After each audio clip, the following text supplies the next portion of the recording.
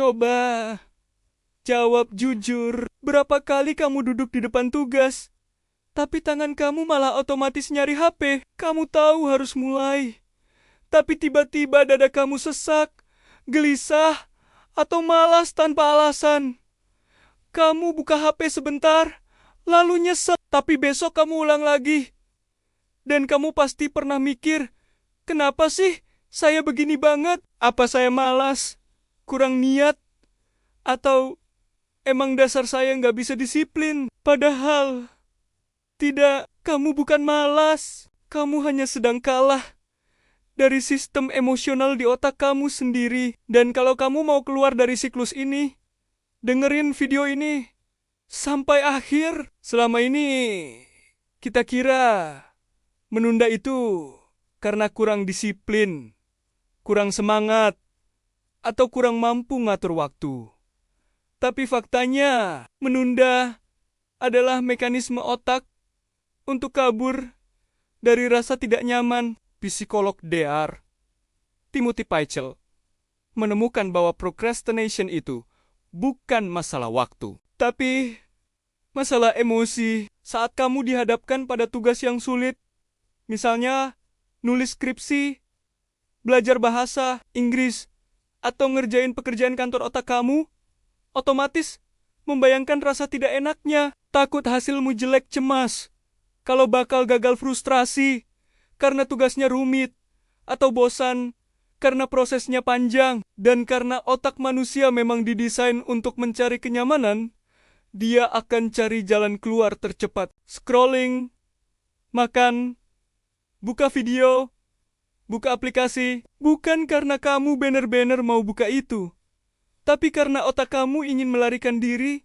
dari rasa tidak enak itu. Jadi, setiap kali kamu menunda, ingat, itu bukan salahmu. Itu cuma cara otakmu melindungi diri dari emosi negatif. Sekarang kamu paham kenapa metode produktivitas yang karen-karen itu seringkali tidak bekerja. Karena mereka hanya menyuruh kamu mengerjakan sesuatu, tapi tidak memberi kamu kemampuan mengatur emosi.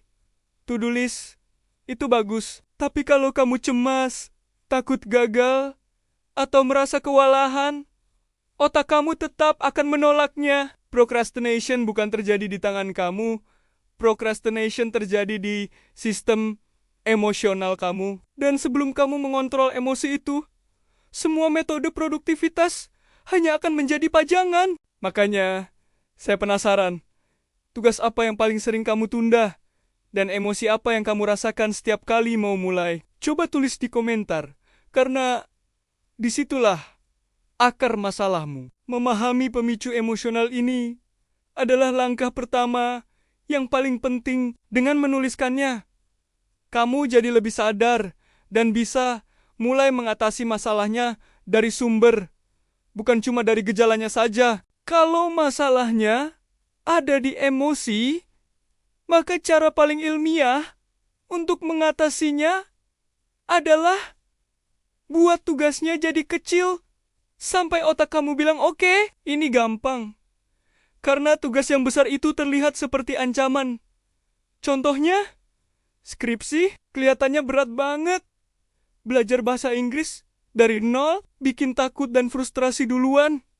Deadline kantor bikin kepala panas sebelum mulai. Tapi gimana kalau tugasnya diubah jadi ukuran yang bisa diterima otak? Bukan ngerjain skripsi, tapi nulis 10 kalimat dulu. Bukan belajar bahasa Inggris, tapi pelajari 1 tenses dulu.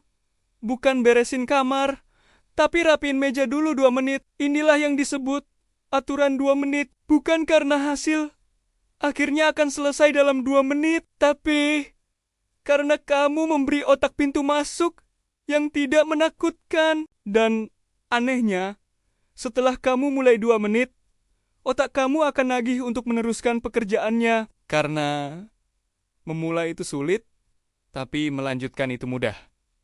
This is the cheat code. Coba terapkan ini untuk 1 tugas yang kamu tunda hari ini. Dan lihat apa yang terjadi. Solusi kedua, bikin otak kamu benci menunda. Untuk menghilangkan kebiasaan menunda, Kamu harus mengganti hadiah yang selama ini otak kamu kejar. Menunda itu menang karena hadiahnya instan. Buka HP langsung dapat dopamin, rebahan, langsung nyaman, scrolling, langsung puas. Sementara kerja keras, hadiahnya datang belakangan.